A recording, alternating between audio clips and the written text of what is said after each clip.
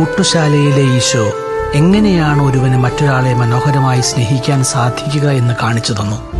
ഗെത്സമനിയിലെ ഈശോ എന്റെയും നിന്റെയും ആശ്വാസത്തിന്റെ പ്രതീകമാണ്. നാളെ എന്താണ് സംഭവിക്കുക എന്ന് മുൻകൂട്ടി അറിയാവുന്ന ആ മനുഷ്യൻ ജീവിച്ചു തീർത്ത ഓരോ മണിക്കൂറും ആകുലതകളുടേതാണ്. ഓടി ഒളിക്കാൻ ഇടമുണ്ടായിട്ടും മാലാഖവൃന്ദം കൂടെ ഉണ്ടായിട്ടും നാം കരുതി വെച്ച കയ്പനീര് അവിടുന്ന് ഏറ്റുവാങ്ങാൻ യാത്രയായത് കുർബാന എന്ന തന്റെ സ്നേഹത്തിന്റെ ഉടമ്പടി നൽകിയിട്ടാണ്. ഇന്നലെയുടെ ദുഃഖഭാരവും നാളെയുടെ വ്യാകുലതയും എന്നെ തളർത്തുമ്പോൾ എനിക്ക് ആശ്വാസം നിന്റെ കുരിശിടമാണ്.